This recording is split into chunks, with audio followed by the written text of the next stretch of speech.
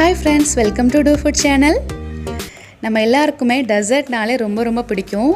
இன்னைக்கு இந்த வீடியோல வீட்ல ரொம்ப சிம்பிளா ரொம்ப டேஸ்டியா பண்ணக்கூடிய ஒரு டெசர்ட் ரெசிபி எப்படி பண்ணலாம்னு फ्रेंड्स பார்க்க போறோம். ஆப்பிள் கஸ்டர்ட் ரொம்ப அருமையா இருக்கும். சோ வாங்க இந்த ரெசிபி பண்றதுக்கு என்னெல்லாம் பொருட்கள் தேவைன்னு பார்த்திரலாம். ஒரு சின்ன சைஸ் ஆப்பிள் எடுத்து வச்சுக்கோங்க.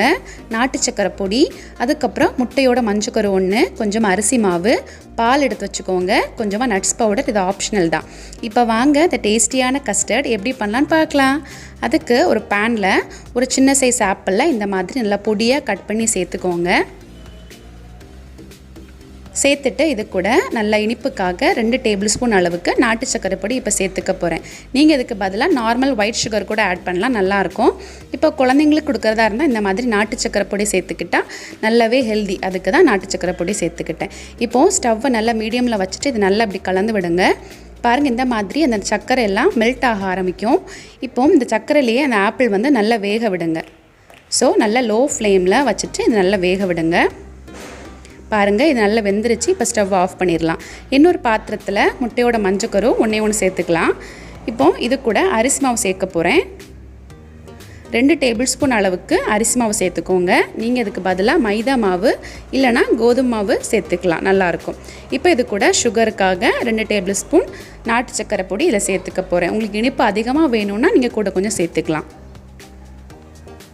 அதுக்கு அப்புறம் 1 டேபிள்ஸ்பூன் அளவுக்கு நட்ஸ் பவுடர் சேர்த்துக்கலாம். இது ஆப்ஷனல் தான். உங்ககிட்ட ஃபுல் நட்ஸ் இருந்தா நல்லா பொடியா நறுக்கி இது கூட சேர்த்துக்கோங்க. இப்படி எல்லாத்தையும் சேர்த்ததுக்கு அப்புறம் 2 டேபிள்ஸ்பூன் பால் சேர்த்துக்கோங்க. இது காய்க்காத பால் தான். சேர்த்துட்டு இது நல்லா கலந்து விடுங்க. கட்டி எதுவும் இருக்கக்கூடாது, அந்த மாதிரி நல்லா கரைச்சி எடுத்துக்கோங்க.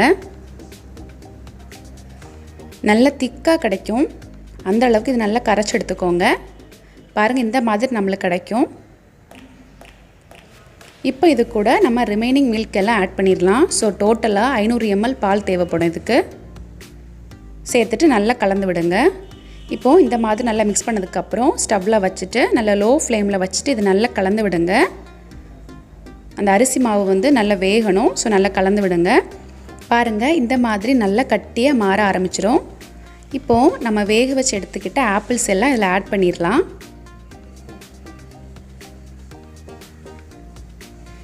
ஆப்பிள்லாம் ஆட் பண்ணதுக்கப்புறம் கொஞ்சமாக தண்ணியும் ஆட் பண்ணிக்கோங்க. ஆட் பண்ணிவிட்டு நல்லா கலந்து விடுங்க.